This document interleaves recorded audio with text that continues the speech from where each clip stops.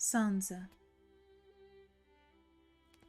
Eddard Stark had left before dawn. 𝘠𝘓𝘳𝘵𝘦 informed Sansa as they broke their fast. The king sent for him? Another hunt, I do believe. There are still wild aurochs in these lands, I am told. I've never seen an auroch, Sansa said, feeding a piece of bacon to Lady under the table. The dire wolf took it from her hand, as delicate as a queen. 𝘠𝘓𝘳𝘵𝘦 sniffed in disapproval. A noble lady does not feed dogs at her table, she said, breaking off another piece of comb and letting the honey drip down onto her bread.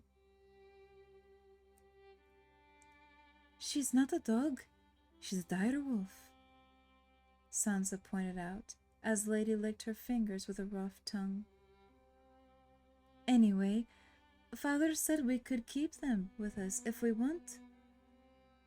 The 𝘠𝘓 was not pleased.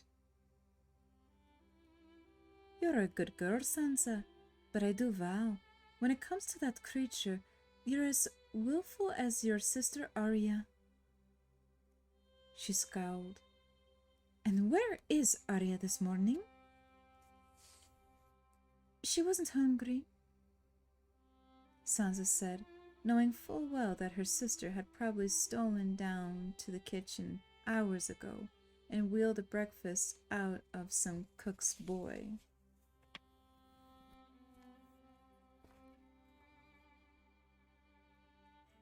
Do remind her to dress nicely today. The grey velvet, perhaps. We are all invited to ride with the Queen and the Princess Marcella in the royal wheelhouse, and we must look our best. Sansa already looked her best. She had brushed out her long auburn hair until it shone, and picked her nicest blue silks. She had been looking forward to today for more than a week. It was an honor to ride with the Queen, and besides, Prince Joffrey might be there, her betrothed. Just thinking it might be a possibility to marry, it gave her a strange fluttering inside, even though they were not to marry for years and years. Sansa did not really know Joffrey yet, but she was already in love with him. He was all she ever dreamt her prince should be, tall and handsome and strong, with hair like gold. She treasured every chance to spend time with him, few as they were.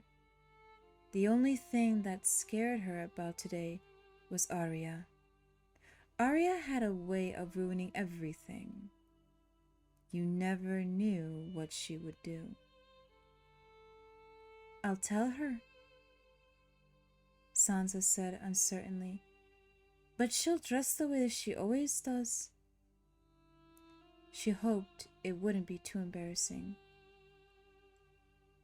May I be excused? You may. 𝘠𝘓𝘳𝘵𝘦 helped herself to more bread and honey, and Sansa slid from the bench. The lady followed at her heels as she ran from the inn's common room. Outside, she stood for a moment amidst the shouts and curses and the creak of wooden wheels as the men broke down the tents and pavilions and loaded the wagons for another day's march. The inn was a sprawling 3-story structure of pale stone, the biggest that Sansa had ever seen, but even so, it had accommodations for less than a third of the king's party, which had swollen to more than 400 with the addition of her father's household and the free riders who had joined them on the road. She found Arya on the banks of the Trident, trying to hold Nymeria still while she brushed dried mud from her fur. The dire wolf was not enjoying the process. Arya was wearing the same riding leathers she had worn yesterday and the day before. "You better put on something pretty," Sansa told her. "Sir Mordain said so. We're traveling in the Queen's wheelhouse and Princess Marcella today." "I'm not," Arya said, trying to brush a tangle out of Nymera's matted gray fur. "Mecca and I are going to ride upstream and look for rubies at the ford."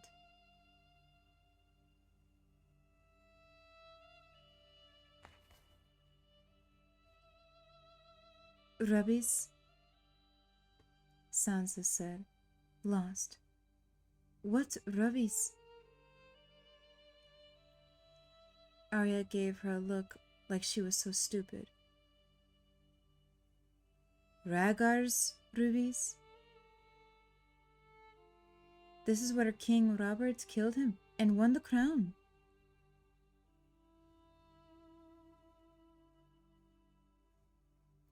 Sansa regarded her scrawny little sister in disbelief. "You can't be looking for rubies. The princess is expecting us. The queen invited us both." "I don't care," Arya said. "The wheelhouse doesn't even have windows. You can't see a thing." "What could you want to see?" Sansa said, annoyed. She had been thrilled by the invitation, and her stupid sister was going to ruin everything, just as she feared. "It's all just fields and farms and holdfast." "It is not," Arya said stubbornly. "If you came with us sometimes, you'd see." "I hate riding," Sansa said fervently. "All it does is get you soiled and dusty and sore." Arya shrugged. "Hold still," she snapped at Nymera. "I'm not hurting you." Then to Sansa, she said, "When we were crossing the neck, I counted 36 flowers I've never seen before, and Mecca showed me a lizard lion." Sansa shuddered. They had been 12 days crossing the neck, rumbling down a crooked causeway through an endless black bog, and she had hated every moment of it. The air had been damp and clammy, the causeway so narrow they could not even make a proper camp at night. They had to stop right on the King's Road. Dense thickets of half-drowned trees pressed close around them, branches dripping with curtains of pale fungus. Huge flowers bloomed in the mud and floated on pools of stagnant water, but if you were stupid enough to leave the causeway to pluck them, there were quicksands waiting to suck you down, and snakes watching from the trees, and lizard lions floating half submerged in the water, like black logs with eyes and teeth. None of which stopped Arya, of course. One day she came back grinning her horsey grin, her hair all tangled and her clothes covered in mud, clutching a raggedy bunch of purple and green flowers for father. Sansa kept hoping he would tell Arya to behave herself and act like the high-born lady she was supposed to be. But he never did. He only hugged her and thanked her for the flowers. That just made her worse.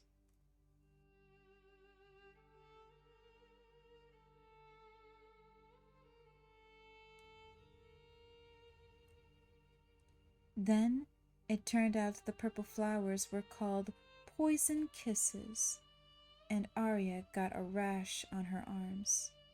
Sansa would have thought that might have taught her a lesson, but Arya laughed about it, and the next day she rubbed mud all over her arms like some ignorant bog woman, just because her friend Micah told her it would stop the itching. She had bruises on her arms and shoulders too, dark purple welts and faded green and yellow splotches. Sansa had seen them when her sister undressed for sleep. How she'd gotten those, only the 7 gods knew. Arya was still going on, brushing out Nymeera's tangles and chattering about things she'd seen on the trek south. Last week, we found this haunted watchtower, and the day before we chased a herd of wild horses. You should have seen them run when they caught the scent of Nymeera. The wolf wriggled in her grasp, and Arya scolded at her. Stop that! I have to do the other side, you're all muddy. You're not supposed to leave the column, Sansa reminded her. Father said so. Arya shrugged. I didn't go far. Anyway, Nymeera was with me the whole time. I don't always go off either. Sometimes it's fun just to ride along with the wagons and talk to people. Sansa knew all about the sorts of people Arya liked to talk to. Squires and grooms and servant girls, old men and naked children, rough-spoken free riders of uncertain birth. Arya would make friends with anybody. This Mecca was the worst. A butcher's boy, 13 and wild. He slept in the meat wagon and smelled of the slaughtering block. Just the sight of him was enough to make Sansa feel sick, but Arya seemed to prefer his company to hers. Sansa was running out of patience now. You have to come with me, she told her sister firmly. You can't refuse the queen. 𝘕𝘁𝘳𝘵𝘦 will expect you. Arya ignored her. She gave a hard yank with the brush. Nymeera growled and spun away, affronted. Come back here! There's going to be lemon cakes and tea, Sansa went on, all adult and reasonable. Lady brushed against her leg. Sansa scratched her ears the way she liked, and Lady sat beside her on her haunches, watching Arya chase Nymeera. Why would you want to ride a smelly old horse and get all sore and sweaty when you could recline on feather pillows and eat cakes with the queen? I don't like the queen, Arya said casually. Sansa sucked in her breath, shocked that even Arya could say such a thing. But her sister prattled on, heedless. She wouldn't even let me bring Nymeera. She thrust the brush under her belt and stalked her wolf. Nymeera watched her approach warily. royal wheelhouse is no place for a wolf, Sansa said. And Princess Myrcella is afraid of them. You know that. Myrcella is a little baby. Arya grabbed Nymeria around her neck, but the moment she pulled out the brush again, the direwolf wriggled free and bounded off. Frustrated, Arya threw down the brush. "Bad wolf!" she shouted. Sansa couldn't help but smile a little. The kennel master once told her that an animal takes after its master.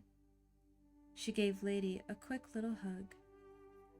Lady licked her cheek. Sansa giggled. Arya heard and whirled around, glaring. "I don't care what you say. I'm going out riding."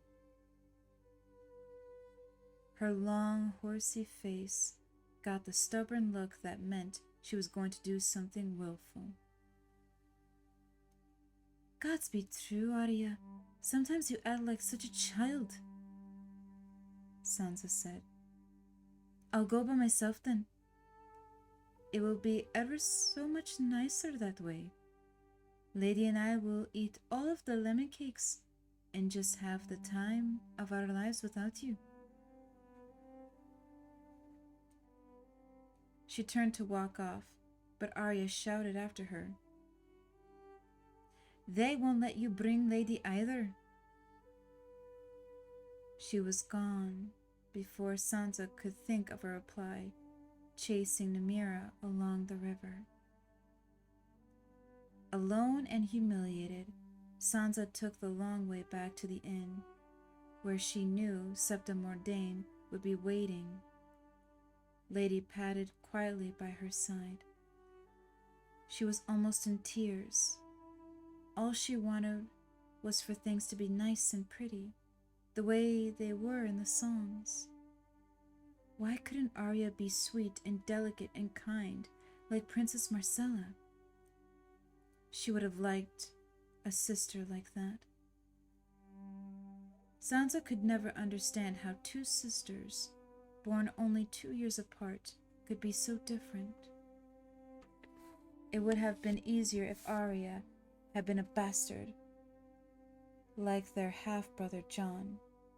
She even looked like Jon, with the long face and brown hair of the Starks, and nothing of their lady mother in her face or her coloring. And Jon's mother had been common, or so people whispered. Once, when she was littler, Sansa had even asked Mother if perhaps there hadn't been some mistake. Perhaps the Grumpkins had stolen her real sister. But Mother had only laughed and said no, Arya was her daughter and Sansa's true-born sister, blood of their blood. Sansa could not think why Mother would want to lie about it, so she supposed it had to be true. As she neared the center of the camp, her distress was quite forgotten. A crowd had gathered around the Queen's wheelhouse. Sansa heard excited voices buzzing like a hive of bees. The doors had been thrown open, she saw, and the Queen stood at the top of the wooden steps, smiling down at someone. She heard her sing,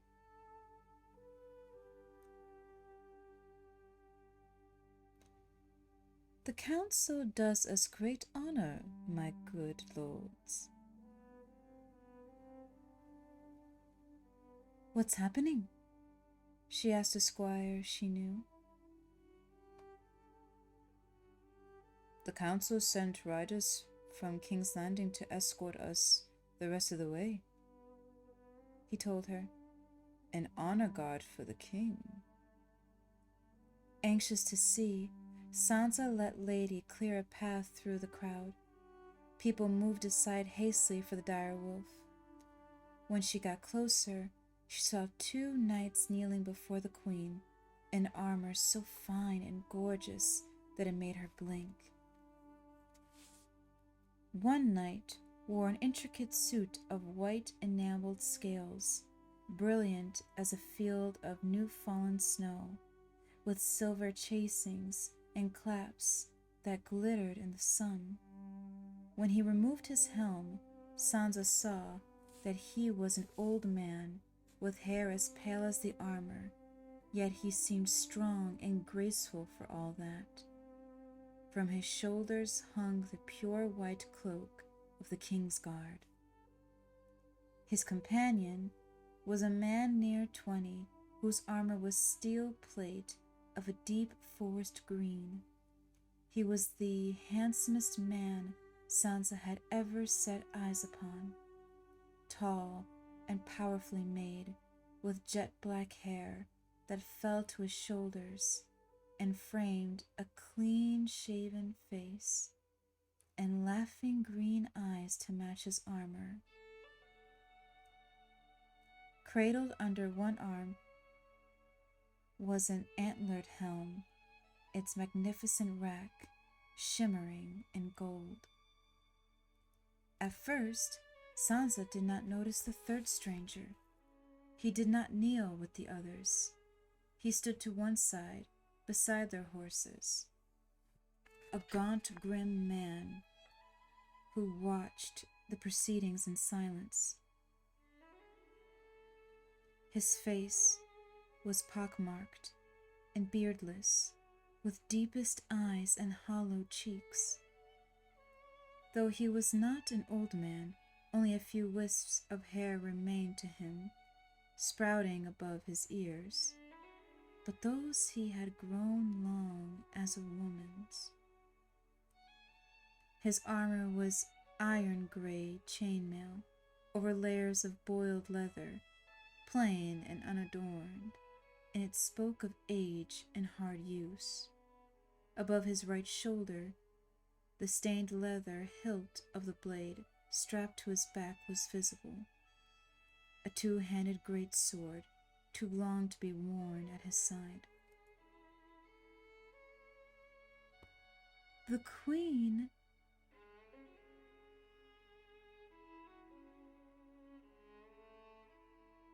English. The king is gone hunting, but I know he will be pleased to see you when he returns. The queen was saying to the two knights who kneeled before her, but Sansa could not take her eyes off the third man. He seemed to feel the weight of her gaze. Slowly, he turned his head. Lady growled. A terror as overwhelming as anything Sansa Stark had ever felt filled her suddenly. She stepped backward and bumped into someone. Strong hands grasped her by the shoulders, and for a moment Sansa thought it was her father, but when she turned, it was the burned face of Sandor Clegane looking down at her, his mouth twisted in a terrible mockery of a smile. "You are shaking, girl," he said, his voice rasping. "Do I frighten you so much?" He did, and had since she had first laid eyes on the ruin that fire had made of his face, though it seemed to her now that he was not half so terrifying as the other. Still, Sansa wrenched away from him, and the hound laughed, and Lady moved between them, rumbling a warning. Sansa dropped to her knees to wrap her arms around the wolf. They were all gathered around, gaping. She could feel their eyes on her, and here and there she heard muttered comments and titters of laughter. "A wolf," a man said, and someone else said, 7 hells? That's a dire wolf. And the first man said, What's it doing in camp? And the hound's rasping voice replied, The Starks use them for wet nurses. And Sansa realized that the 2 strange knights were looking down on her and Lady, swords in their hands. And then she was frightened again and ashamed. Tears filled her eyes. She heard the queen say, Joffrey, go to her. And her prince was there. Leave her alone, Joffrey said. He stood over her, beautiful in blue wool and black leather, his golden curls shining in the sun like a crown. He gave her his hand, drew her to her feet.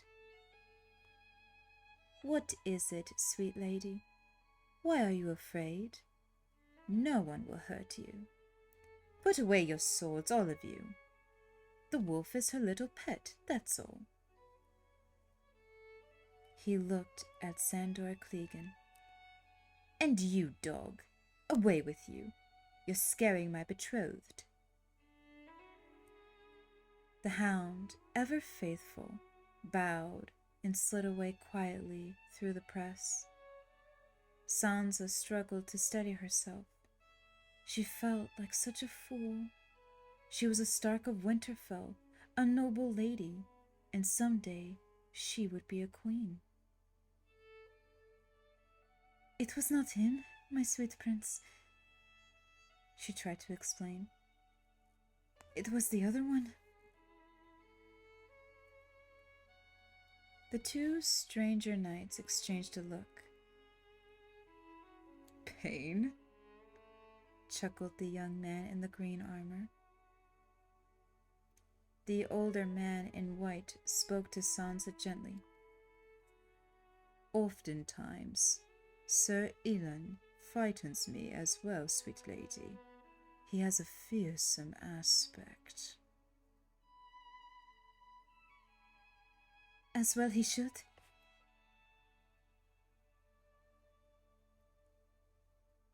The queen had descended from the wheelhouse.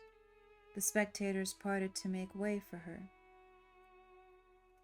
If the wicked do not fear the king's justice, you have put the wrong man in the office.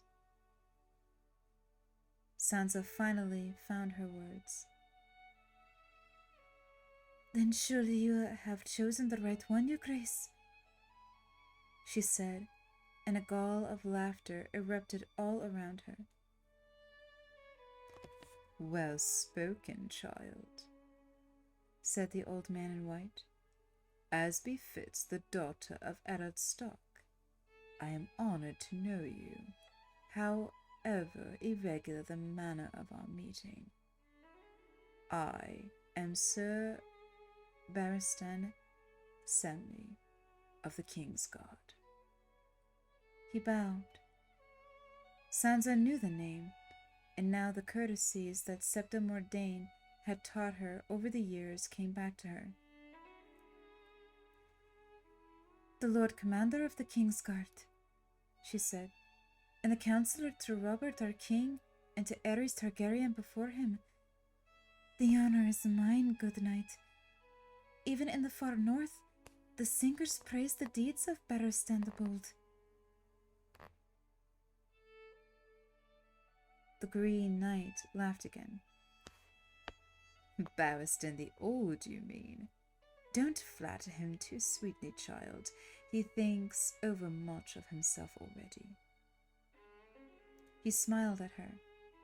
Now, wolf girl, if you can put a name to me as well, then I must concede that you are truly our Hand's daughter. Joffrey stiffened beside her. Have a care how you address my betrothed. I can answer, Sansa said quickly, to quell her prince's anger. She smiled at the Green Knight. Your helmet bears golden antlers, my lord. The stag is the sigil of the royal house. King Robert has 2 brothers. By your extreme youth, you can only be Renly Baratheon, Lord of Storm's End and counselor to the king, and so I name you.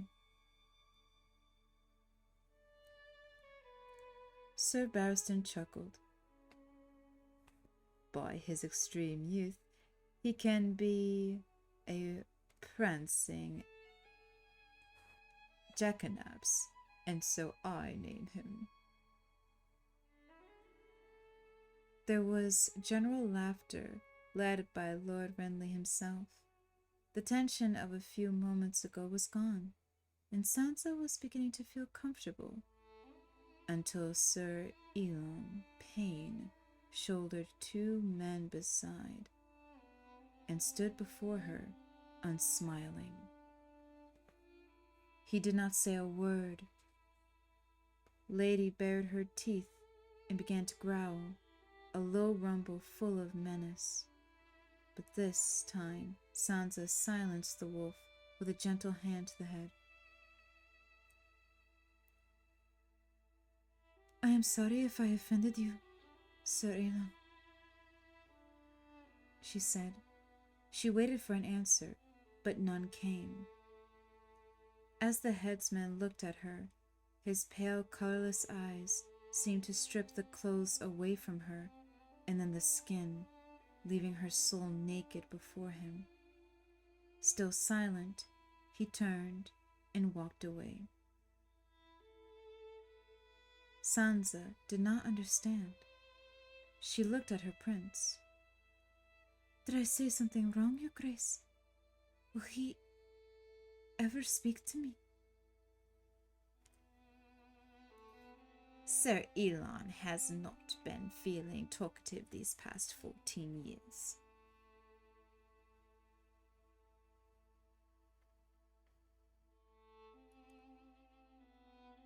Joffrey gave his uncle a look of pure loathing, then took Sansa's hands in his own. Aerys Targaryen had his tongue ripped out with hot pincers. He speaks most eloquently with his sword, however, the Queen said, and his devotion to our realm is unquestioned. Then she smiled graciously and said, Sansa, the good counselors and I must speak together until the king returns with your father. I fear we shall have to postpone your day with Marcella. Please give your sweet sister my apologies. Joffrey, perhaps you would be so kind to entertain our guest today. It would be my pleasure, Mother, Joffrey said very formally. He took her by the arm and led her away from the wheelhouse, and Sansa's spirits took flight. A whole day with her prince. She gazed at Joffrey worshipfully. He was so gallant, she thought, the way he had rescued her from Sir Elon and the Hound. Why, it was almost like the songs, like the time Serwyn of the Mirror Shield saved the Princess Daricia from the giants, or Prince Aemon, the Dragon Knight, championing Queen Nyaria's honor against evil Sir Morgill's slanders. The touch of Joffrey's hand on her sleeve made her heart beat faster.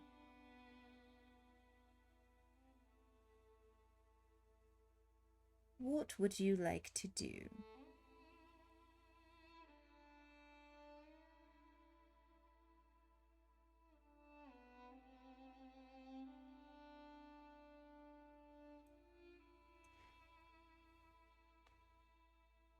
be with you, Sansa thought, but she said, whatever you'd like to do, my prince. Joffrey reflected a moment. We could go riding. Oh, I love riding, Sansa said. Joffrey glanced back at Lady, who was following at their heels. Your wolf is liable to frighten the horses, and my dog seems to frighten you. Let us leave them both behind and set off on our own. What do you say? Sansa hesitated. If you'd like, she said uncertainly. I suppose I could tie up Lady. She did not quite understand, though. I didn't know you had a dog. Joffrey laughed. He's my mother's dog, in truth. She has set him to guard me, and so he does. You mean the hound? She said. She wanted to hit herself for being so slow. Her prince would never love her if she seemed stupid. Is it safe to leave him behind? Prince Joffrey looked annoyed that she would even ask. Have no fear, lady. I am almost a grown man, and I don't fight with wood like your brothers. All I need is this. He drew his sword and showed it to her, a long sword. Adroitly shrunken to suit a boy of 12, gleaming blue steel, castle forged and double-edged, with a leather grip and a lion's head pommel in gold. Sansa exclaimed over it admiringly, and Joffrey looked pleased. I call it Lion's Tooth, he said. And so they left her direwolf and his bodyguard behind them, while they ranged east along the north bank of the Trident with no company save Lion's Tooth. It was a glorious day, a magical day. The air was warm and heavy with the scent of flowers, and the woods here had a gentle beauty that Sansa had never seen in the north. Prince Joffrey's mount was a blood bay courser, swift as the wind, and he rode it with reckless abandon, so fast that Sansa was hard-pressed to keep up on her mare. It was a day for adventures. They explored the caves by the river bank and tracked a shadow cat to its lair, and when they grew hungry, Joffrey found a holdfast by its smoke and told them to fetch food and wine for their prince and his lady. They dined on trout fresh from the river, and Sansa drank more wine than she had ever drunk before. My father only let us have one cup, and only at feasts, she confessed to her prince. My betrothed can drink as much as she wants, Joffrey said, refilling her cup. They went more slowly after they had eaten. Joffrey sang for her as they rode, his voice high and sweet and pure. Sansa was a little dizzy from the wine. Shouldn't we be starting back? She asked. Soon, Joffrey said. The battleground is right up ahead, where the river bends. That was where my father killed Rhaegar Targaryen, you know. He smashed in his chest, crunch, right through his armor. Joffrey swung an imaginary warhammer to show her how it was done. Then my uncle Jaime killed old Aerys, and my father was king. What's that sound? Sansa heard it too, floating through the woods, a kind of wooden clattering, snack, snack, snack. I don't know, she said. It made her nervous, though. Joffrey, let's go back. I want to see what it is. Joffrey turned his horse in the direction of the sounds, and Sansa had no choice but to follow. The noises grew louder and more distant, the clack of wood on wood, and as they grew closer, they heard heavy breathing as well, and now and then a grunt. Someone's there? Sansa said anxiously. She found herself thinking of Lady, wishing the direwolf was with her. You're safe with me. Joffrey drew his lion's tooth from its sheath. The sound of steel on leather made her tremble. This way, he told her, riding through a stand of trees. Beyond, in a clearing overlooking the river, they came upon a boy and a girl playing at knights. Their swords were wooden sticks, broom handles from the look of them, and they were rushing across the grass, swinging at each other lustily. The boy was years older, a head taller, and much stronger, and he was pressing the attack. The girl, a scrawny thing in soiled leathers, was dodging and managing to get her stick in the way of most of the boy's blows, but not all. When she tried to lunge at him, he caught her stick with his own, swept it aside, and slid his wooden sword down hard on her fingers. She cried out and lost her weapon. Prince Joffrey laughed. The boy looked around, wide-eyed and startled, and dropped his stick in the grass. The girl glared at them, sucking on her knuckles to take the sting out, and Sansa was horrified. Arya? She cried out incredulously. Go away! Arya shouted back at them, angry tears in her eyes. What are you doing here? Leave us alone.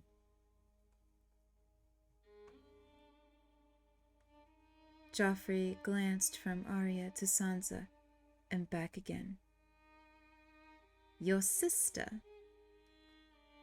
She nodded, blushing. Joffrey examined the boy, an ungainly lad with a coarse, freckled face and thick red hair. And who are you, boy? He asked in a commanding tone that took no notice of the fact that the other was a year his senior. Mika, the boy muttered. He recognized the prince and averted his eyes. My lord. He's the butcher's boy, Sansa said. He's my friend, Arya said sharply. You leave him alone. A butcher's boy who wants to be a knight, is that it? Joffrey swung down from his mount, sword in hand. Pick up your sword, butcher's boy, he said, his eyes bright with amusement. Let us see how good you are. 𝘕𝘓 stood there, frozen with fear. Joffrey walked towards him. Go on, pick it up. Or do you only fight little girls? She asked me to, my lord. 𝘕𝘓 said, She asked me to. Sansa had only to glance at Arya and see the flush on her sister's face to know the boy was telling the truth, but Joffrey was in no mood to listen. The wine had made him wild. Are you going to pick up your sword? 𝘕𝘓 shook his head. It's only a stick, my lord. It's not a sword. It's only a stick. And you're only a butcher's boy and no knight. Joffrey lifted Lion's tooth and laid its point on 𝘕𝘓's cheek below the eye as the butcher's boy stood trembling. That was my lady's sister you were hitting. Do you know that? A bright bud of blood blossomed where his sword pressed into 𝘕𝘓's flesh, and a slow red line trickled down the boy's cheek. Stop it! Arya screamed. She grabbed up her fallen stick. Sansa was afraid. Arya, you stay out of this. I won't hurt him. Much. Prince Joffrey told Arya, never taking his eyes off the butcher's boy. Arya went for him. Sansa slid off her mare, but she was too slow. Arya swung with both hands. There was a loud crack as the wood split against the back of the prince's head, and then everything happened at once before Sansa's horrified eyes. Joffrey staggered and whirled around, roaring curses. 𝘕𝘓 ran for the trees as fast as his legs would take him. Arya swung at the prince again, but this time Joffrey caught the blow on Lion Tooth's and sent her broken stick flying from her hands. The back of his head was all bloody and his eyes were on fire. Sansa was shrieking. No, no, stop it! Stop it, both of you! You're spoiling it! But no one was listening. Arya scooped up a rock and hurled it at Joffrey's head.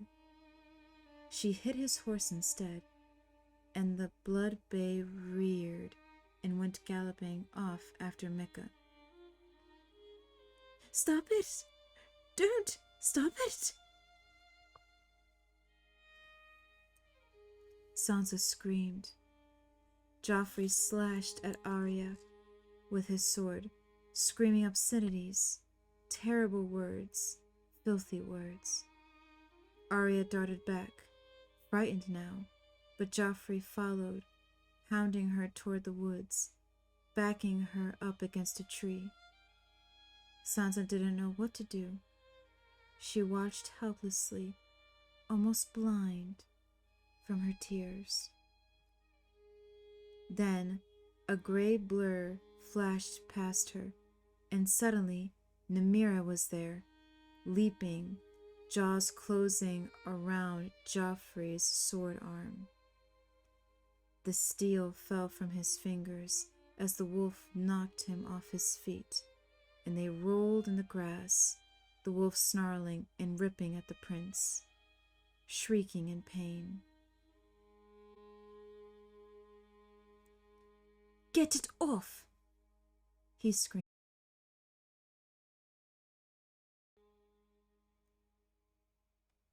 Arya's voice crackled like a whip.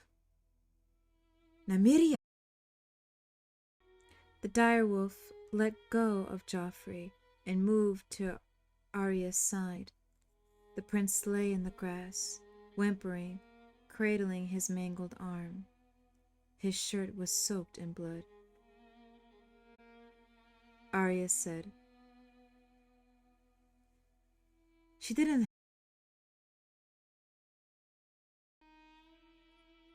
She picked up Lion's tooth where it had fallen and stood over him, holding the sword with both hands. Joffrey made a scared, whimpery sound as he looked up at her. "No," he said. "Don't hurt me. I'll tell my mother."